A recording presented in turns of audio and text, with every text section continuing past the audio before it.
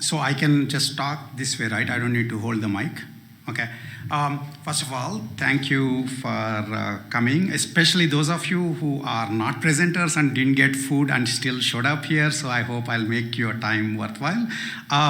So I'm going to be talking, as I said, about this curious issue of whether or not LLMs are actually doing reasoning, and what is the collective delusion behind that.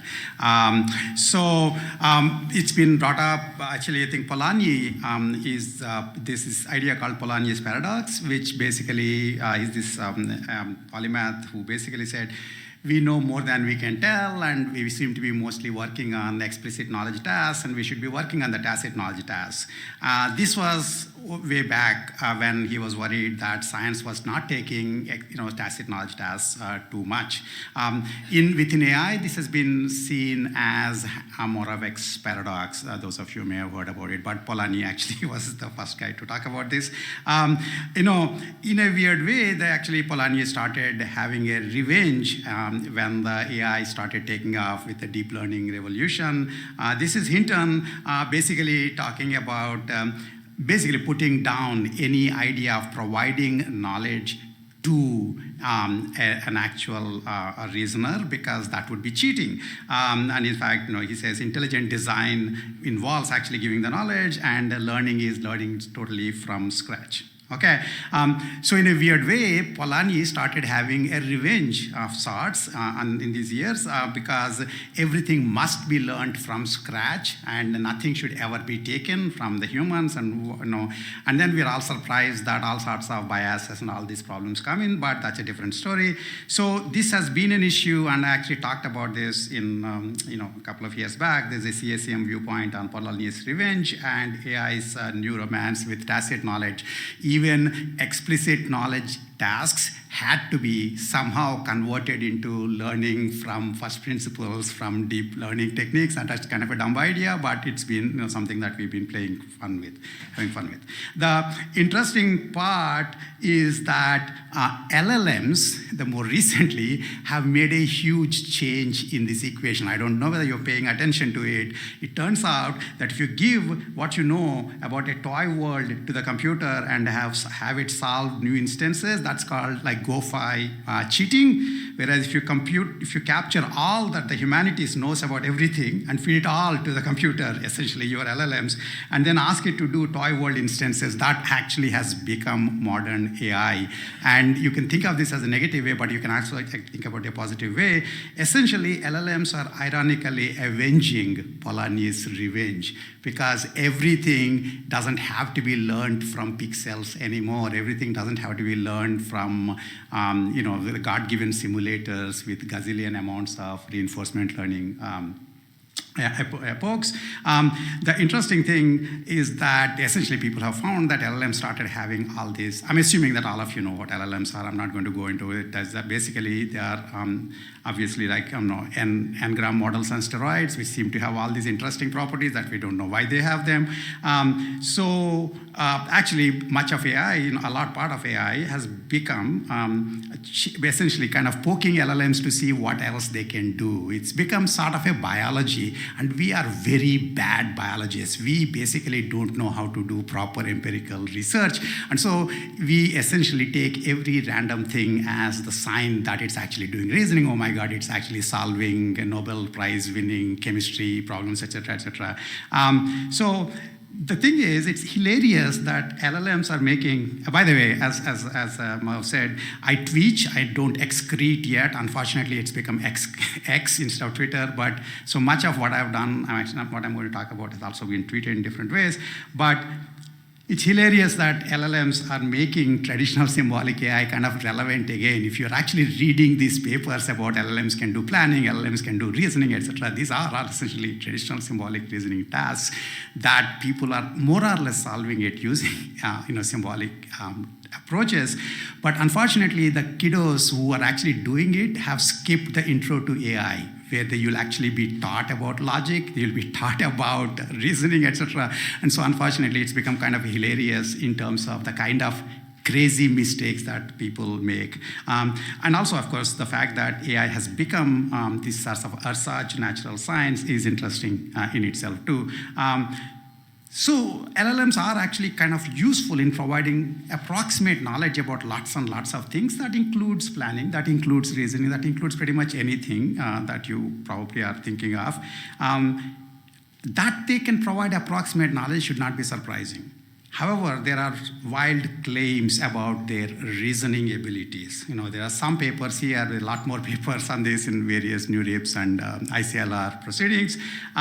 So the interesting thing, of course, is that true, as Guy was talking about this morning, essentially, we can easily confuse impressive deep pattern recognition abilities as if they are reasoning. So Guy was giving a different logic example. Mine is, imagine you're trying to give a SAT instance, Boolean satisfiability instance, to your LLM and checking whether or not it's actually, can you tell me whether it is satisfiable, yes or no? And it turns out that more likely than not, they're going to learn the fact that for the random SAT instances, 4.3 ratio of number of classes to number of variables winds up basically being the decision surface, and that's what they're going to learn. They're not going to learn your Davis-Putnam procedure.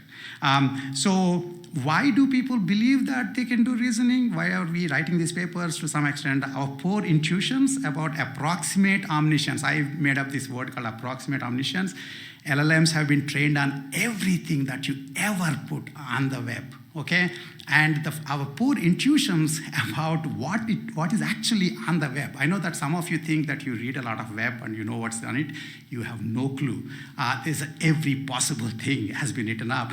There are actually places which explain how to understand a joke. There are joke explaining places, right? And so when Palm actually was able to explain joke, people were surprised. But maybe it is actually, in fact, doing an approximate retrieval on the stuff that it's been read over the 600 gigabytes of text, right? So our pure intuitions about approximate omniscience make it hard to tell whether LLMs are really reasoning or retrieving. In general, reasoning and retrieving is extremely hard to differentiate if you're only aware of the outcome. If I have heard this question and its answer before, and you ask me that question again, I can take a couple of seconds and act very brilliant and give the answer back to you. That doesn't mean that I know how to do reasoning. This is something that's happening quite a bit in terms of LLMs, and I actually will show you this in the context of planning tasks. And despite the fact that there are planning papers that are being written with LLMs doing reasoning, etc., it turns out that many of them are deeply flawed, as I will very politely point out, hopefully today. So in fact, I spent 3 hours giving a tutorial 2 weeks back on the role of large language models in planning. If in fact this can be seen as like a very fast introduction to that, and including some of our 3 posters that are there. But you can look at that later on, but I want to give you the highlights of why you should be skeptical about what they can do reasoning, whether they can do reasoning, and similarly at the same time, think constructively about how they can actually be very helpful in doing planning and reasoning tasks, okay? So that's the tutorial that's available. So here is like a punchline that I'll give it away first and then get to you in pieces. So LLMs have been, I think in terms of planning and reasoning. I'm considering planning, sequential decision making. So given a goal and some initial state, can you sequence a bunch of steps such that when they are executed, you will reach the goal state. So that's a kind of a reasoning problem, and I'm particularly interested in that because I spent my lifetime in automated planning. So it turns out that LLMs have been used to generate plans autonomously. That's bogus. I'll show you that's actually bogus. Most of the time they can't generate plans. So you might ask yourself, what the heck are those reviewers doing? I will try to explain to you that collectively we have forgotten intro to AI, and that if we learn what it is, then you would actually be able to see that there is something that's being done, but that's not exactly the full planning. LLMs can generate plans with the help of external planners. That's a much more useful way of using LLMs. This is the LLM-Modulo solving. So if you are an idea generator and somebody else can check and test your ideas, and then there is a dialogue going on. That can be a very useful way of doing things. In fact, in math, there are people who come up with conjectures, such as Riemann. There are people who prove those conjectures from first principles, such as Gregory Perelman. Both of them are important, and so you can actually combine them, and you will have LLMs, a very useful way of doing planning there. One more very important thing is LLMs can actually be used to extract planning knowledge. And one of the things I'll try to explain to you is a lot of time people think, when they think that LLMs are doing planning, all they're doing is they're actually getting approximate planning knowledge. A recipe, for example, I know LLMs can do wedding plans. My God, I hope none of you get married with one of the LLM wedding plans, because at the top level, everything looks okay. But then when you actually go to get things done, there'll be all sorts of interactions that haven't been taken into account. Recipe planning, wedding planning, these sorts of stuff can actually be done approximate retrieval way without really doing what is the crux, one of the second crux of planning, which is interaction resolution. They can't do that. But you can use them to extract the knowledge that actually has traditionally been assumed as the model for the domain, and that can be used to actually do the planning. So in fact, the first part, that they can't do plans autonomously and that they can generate plans with external planners and verifiers, is one of the posters that just happened to be presented in the previous poster session, and that they can be used to extract planning knowledge, such as PDL models, that if you have a planning domain model, that's another poster that's actually presented. So in fact, the posters may well be there, and you can ask the students over there more questions about them. And then the least interesting part of using LLMs is, hey, they can convert pidgin English into parenthesis formal languages. That's a reasonable thing to do, such as I'll say put A on B in English, and it'll say on bracket A B in comma B, and that's a translation. LLMs are amazingly good at translation. You can do that, but that's not really what I would want you to spend your lifetime doing. I mean, you may want to do it, but it's not that interesting. As I said, these are the three posters that are out there, and in fact, you can talk to the students more. So that's actually the quick summary of the talk, and now I'm going to get you to understand that they can't do planning, and that they can actually be useful in doing LLM-Modulo planning, and that you can actually get knowledge out of them, okay? So can LLMs do planning? When ChatGPT came along, just like the rest of you, I also wasted my time trying to see whether it can stack 3 blocks on top of each other. It wasted a whole bunch of my time, and I have to keep on saying, no, but did you not make a mistake? Did you not make a mistake? And then finally, it would give the answer, and I get to say it did planning. I did planning. Okay, so I keep asking it until you get the right answer.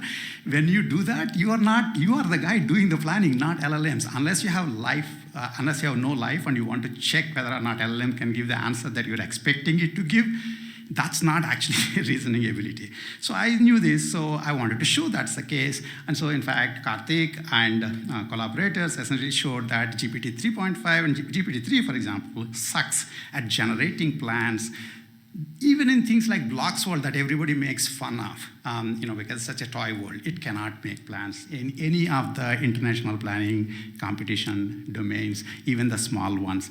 Ridiculously bad performance. The numbers are there, but they do already badly. So this became a big deal at some point of time. These days, actually saying LLMs can do anything, non-controversial. Just now LLMs drove me here, non-controversial. If you say LLMs can't do anything, that's very surprising. It's like the man bites dog kind of the news item. So obviously it got some interest. People were actually surprised that they can't do something. I don't know why they were surprised, honestly. If you know how LLMs are designed, there's no real reason to believe that they can do reasoning, but people were surprised. So that got some attention. So then when the GPT-4 came along, and we've been told that they have significant sparks flying all over the place about AGI. And so the question is, can GPT-4 solve any of these things any better? Okay. So this time, actually, that's a paper that they're presenting here.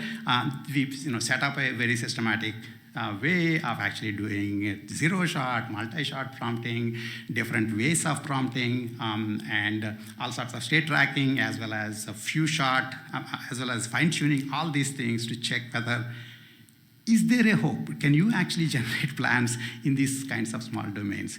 I had this joke at one point of time. The English teacher is asking the kid, can you please spell coffee? And if you get one letter right, I would give you, partial credit. And the kid says Koughi, which is funny if you know English. It turns out it actually is phonetically coffee, but not a single letter right. The same thing, we did a whole bunch with these things, and they actually cannot generate plans at all, even in these domains, pretty badly. So in the case of GPT-4, actually, it improves from GPT-3 somewhat. It goes to 34% instead of like 0.3% correct in terms of the plans, okay? So, and then the question, and then this is how we actually give the prompts, we give the actions in the domain and what they can do, and then, come up with a plan, using these actions, okay? And then if you are worried that maybe you're expecting too much from LLMs, LLMs are not supposed to do this stuff. There's one strange thing about LLMs is people are at once saying they are superhuman and are kind of flabbergasted if you give them something that Turkers can't do. You can't have it both ways, actually. But anyway, we wanted to check if Turkers are any better at planning than LLMs. They actually are much better. So they get up to 79, 80% accuracy in these kinds of domains. Even the poorly paid Turkers are better than LLMs. So, but still 30%, you might say, wow, today it's 30%, tomorrow it's 35%, by GPT 95, it'll be all done. The question is, are they really doing planning? Are they actually doing any kind of interaction resolution? Remember, it's extremely hard to tell whether you are reasoning or retrieving.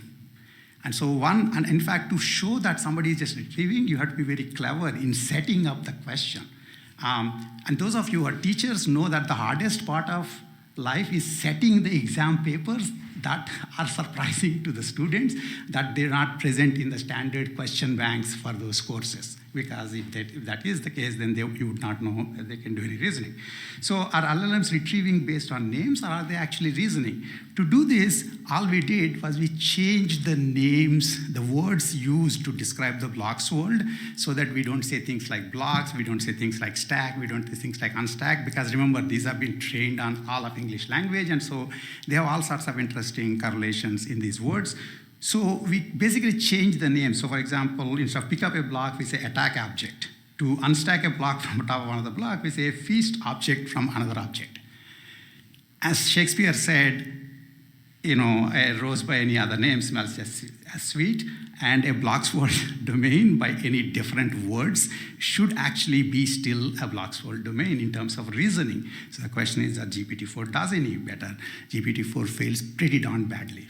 Basically, it actually cannot get to 30%. It again goes back to 0.6%. And in fact, we tried both random as well as the words with random strings and words also which have cognitively dissonant meanings, presumably. Not deliberately, but just different names. And it just cannot do it, which actually gives you good reason to believe that it's doing approximate retrieval, not actual reasoning about plans. And so my thing when people are worried that GPT-4 is going to kill us all is that, just give it a planning problem. Just ask it to do a blocks world stacking, and it'll be so damn busy that you can have your life. State tracking and fine-tuning don't help. We tried them, and you can talk to these guys, and they don't help. So it looks like we showed that LLMs can't do planning, right? In fact, several people who actually know what's going on agree with this, that in fact, they should not be expected to do planning. On the other hand, literature seems rife with claims of LLMs planning ability. Some of these are actually getting best paper awards, right? So why this divide? It's not my intention to say that people who are writing those papers are actually deliberately cheating anybody. That's not how science works. It is your own blinders that wind up being important. So why does this divide happen? It turns out this is one of the most important slides that you might want to remove from this talk. Planning, as used in common parlance, has two different kinds of pieces of things. Planning knowledge.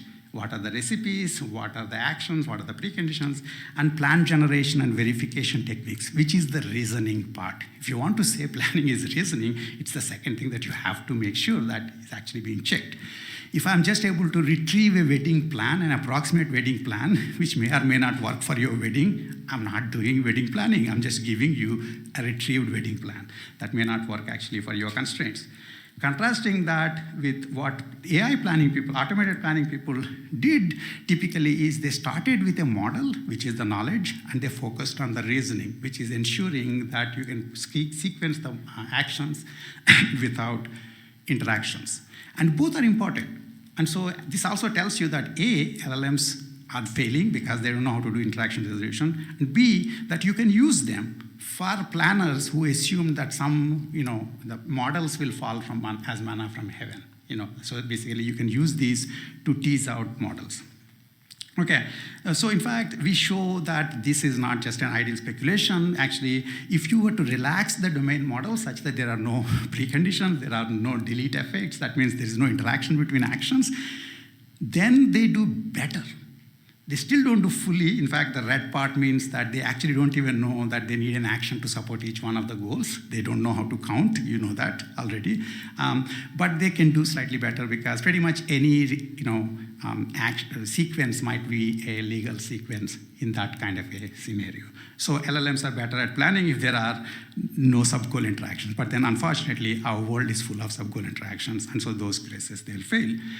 So then how come LLMs are trumpeted as doing planning? If this is the case, why is it that everybody is writing these papers? What's wrong with them? Well, there's basically, if you look at what is happening, in most cases, these papers actually are teasing out of approximate planning recipes, like either the action models or task reduction schemas, for those of you who know anything about planning.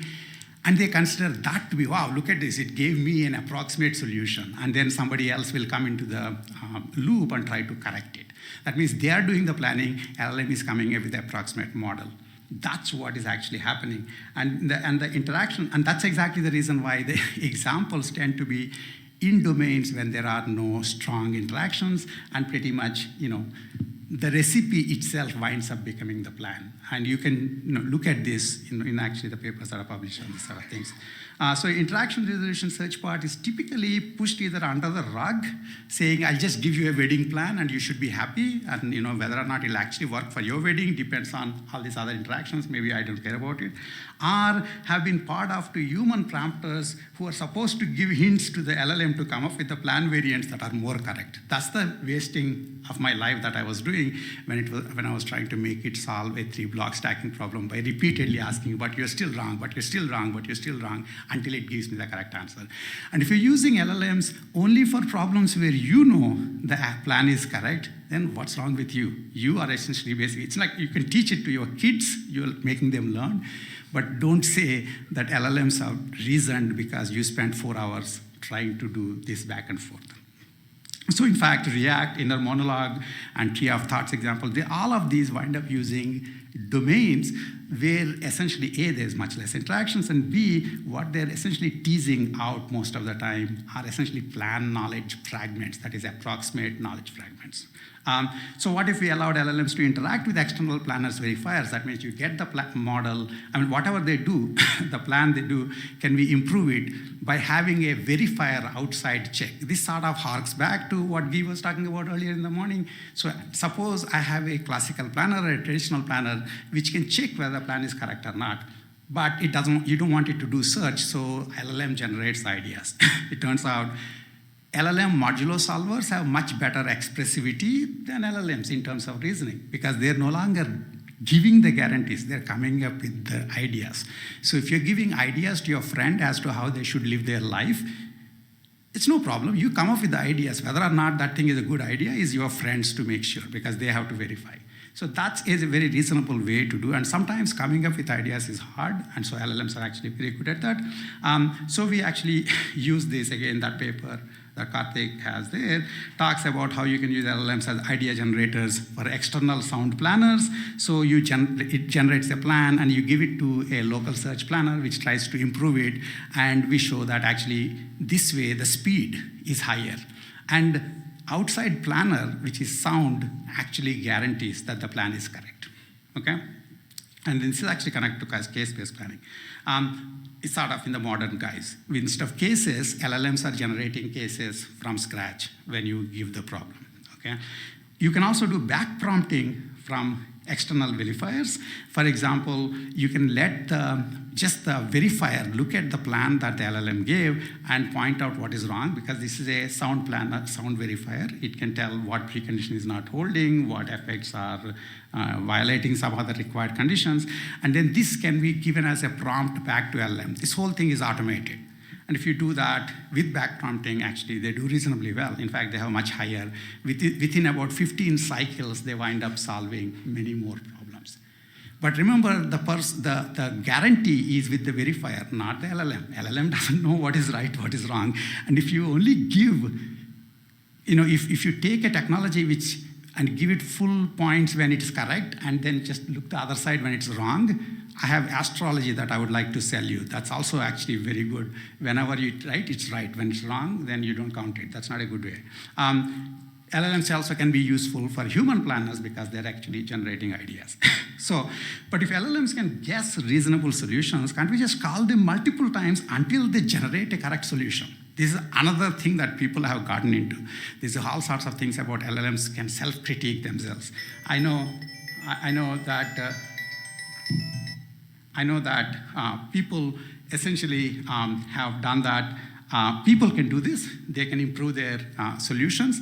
But can LLMs do that? There's no real reason to believe that LLMs can do it. And yet there are lots of papers. And if you look at them carefully, there's a classic clever hands effect that is going on with the prompter more or less giving away the answer. I mean, those of you who know, Clever Hands was this European horse that had amazing arithmetic skills, except what it was doing is it was actually sensing the emotional state of its owner, who will get very tense when it comes close to the right answer. So that's pretty much what happens when you essentially have people basically, getting LLMs to critique themselves. So much so that I got so sick of it that I wrote this paper called Forest of Jumbled Thoughts, Prompting an Ultra-General Way to Use LLMs for Solving, Planning, Reasoning, World Peace, and Climate Change Tasks. You would think people will think that this is a joke because I said world peace and climate change tasks. I have a lot more people asking me for the actual paper on this than anything else. That sort of tells you what's going on. So in fact, it says, we prove by reduction to Rube Goldberg machines that Forest of Jumbled Thought prompting eventually makes LLM solve any problem for which the prompting graduate students know the answer, and they keep on asking until it gives. Those of you who heard that MIT ECS curriculum, that's pretty much what happened in that particular setup. As I said, we have become biologists and we don't have good empirical discipline, and that's a problem for us. There are all sorts of interesting nuances about mechanized critiquing of LLM plans, but I don't have the time, so I'll skip over this right now, but you can look at this. One reasonable way to actually make LLMs generate better plans by themselves is to essentially separately train another version of the LLM that's actually better at verifying in that particular domain. That's one of the papers that we have there, where essentially GPT-2 is fine-tuned both to be a generator, and a separate version is fine-tuned to be a verifier. And the verifier winds up being a discriminative classifier, and so it can do more with the same number of examples, and that does improve performance without delusion. And then LLMs for extracting planning knowledge is the other paper that Lynn has there, which essentially we use them to develop the kind of PDDL models that planners actually use to solve their problems, and with the semi-automated, that is with the people in the loop. So they come up with approximate models, and the humans, as well as the special critics, can improve the model. And once the model becomes correct, are happy, good enough for you, then you can give it to any sound planner. That is something that you can do. In fact, if you look at things like code as hierarchical policies, one of the other things that has got a lot of attention. Essentially what they're doing is getting approximate schemas, task reduction schemas for specific tasks without actually doing any interaction resolution. And then people wind up doing either the interaction resolution or interaction resolution for that domain winds up not being important. LLMs can also be actually useful as proxies for human preferences. Two of my students actually have presented papers in, I think, MPFL and the Theory of Mind, because we have told everything about what we care about on the web, and And so they kind of, learning from that approximate retrieval works, so you can also use that as plan preferences information. So in the end, summary of LLM roles in planning, don't use them or don't let your friend use them for generating plans automatically when there are interactions, possibly because none of you know what is correct or wrong. And if in fact you're in a non-ergodic domain, you might die if you actually execute that plan. But using them as idea generators for either a verifier or a planner downstream is a great way of doing it. Using them to extract planning knowledge is a great way of doing things. And as I said, there are posters on that. And then this last slide is from one of the communities that's actually very worried about this to some extent is RL, because deep reinforcement learning has basically said we want to get back to pixels and learn everything from scratch. And we are finding that you don't need to do that because LLMs can give you approximate symbolic recipes much faster.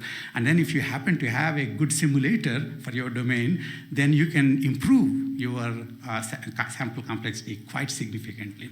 So that is the thing that's actually the lesson for reasoning community. What would you do if you have a doddering old uncle who will give you approximate answers to any question you have about your planning domain? How can you use that? So that basically becomes, instead of model-intensive planning, which is what reasoning communities typically looked at, you need to consider model-light planning and reasoning. So when you have potentially wrong models, how can you handle them? We have looked at it in the past, and I'm sure other people have looked at it too. Things like robust planning, robust reasoning with incompletely specified models is going to be very useful as we go forward. So, and then of course, as I said, much of this and a lot more of this information is in the tutorial that's about 3 hours long, so that you can look at that if you want. And then I like end you with this, that remember that there are two very different things. LLMs the planning needs knowledge as well as the reasoning. LLMs are good at the knowledge, approximate knowledge. They're not good at reasoning.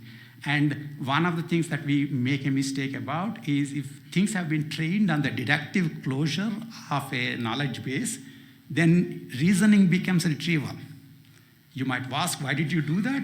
Well, because we have put everything on the web. So in fact, the knowledge on the web is both the base facts and the deductive closure.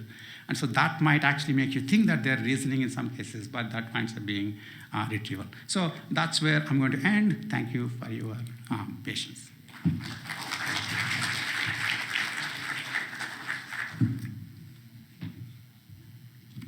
Take one question for the speaker. Any questions?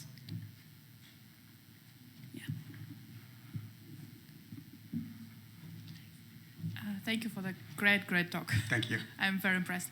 So one question, do you think we should standardize definitions and be very careful when we claim something in the titles, abstract, and the papers?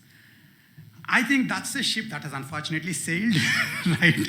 In the sense that we have made a community in general where the catchier the abstract is, the more people read it, and then the downside of people yelling at you, why did you claim when it was not right, is actually very small. So I think if you're a grad student, yeah, claim away until your career gets affected.